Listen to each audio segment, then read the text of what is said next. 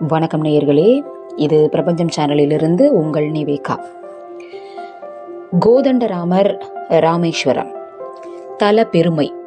பரிந்துரைத்த ஆஞ்சநேயர். அதாவது வங்காள விரிகுடா, மன்னார் வளைகுடா ஆகிய இரு கடல்களுக்கும் மத்தியில் உள்ள தீவில் இக்கோயில் அமைந்துள்ளது. மூலஸ்தானத்தில் ராமர், சீதை மற்றும் லக்ஷ்மணர் காட்சி தருகின்றனர். ராமர் கையில் கோதண்டம் என்பது வில் இருப்பதால் கோதண்டராமர் என்றும் தலம் கோதண்டம் என்றும் அழைக்கப்படுகிறது. அருகில் பரிந்துரைத்த ஆஞ்சநேயர் இருக்கிறார். விபீஷணன் ராமனை தேடி வந்தபோது ராமருடன் இருந்த வானரப்படையினர் விபீஷணன் மீது சந்தேகம் கொண்டு அடைக்கலம் தரக்கூடாது என்றனர். ஆனால் ஆஞ்சநேயர் ராமனிடம் விபீஷணனின் நடவடிக்கைகளை தான் இலங்கையில் தான் கவனித்து வந்ததாகவும் அவனது சிறப்பியல்புகளையும் எடுத்து கூறி அவனை ராம சேவைக்கு அனுமதிக்கும்படி பரிந்துரைத்தார். இதனால் இவர் இப்பெயர் பெற்றார். அவரிடம் நமது நியாயமான கோரிக்கைகளை தெரிவித்தால் அதை ராமரிடம் பரிந்துரைத்து நிறைவேற்றி வைப்பார் என்பது நம்பிக்கை. அதனாலேயே பரிந்துரைத்த ஆஞ்சநேயர் என்று அழைக்கப்படுகிறது. விபீஷணர். ராமரை ஆஞ்சநேயர் வணங்கும் காட்சியை எல்லா கோயில்களிலும் காண முடியும். ஆனால் இங்கு ராமரின் அருகில் விபீஷணன் வணங்கியபடி நிற்கிறான். இது அபூர்வமான காட்சியாகும்.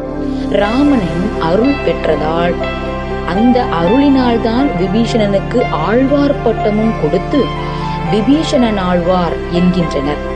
அளவில் சிறிய இந்த கோயிலில் கருடாழ்வாரும் முன்மண்டபத்தில் ராமானுஜரும் மட்டுமே உள்ளனர்.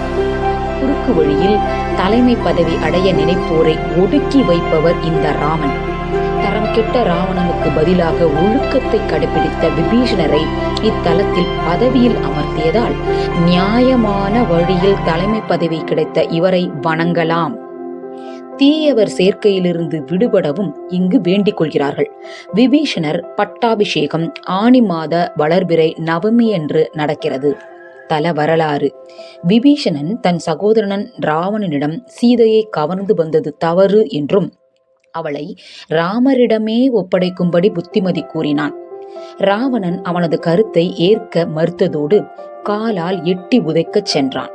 எனவே விபீஷணன் ராவணனை பிரிந்து ராமரிடம் வந்தான்.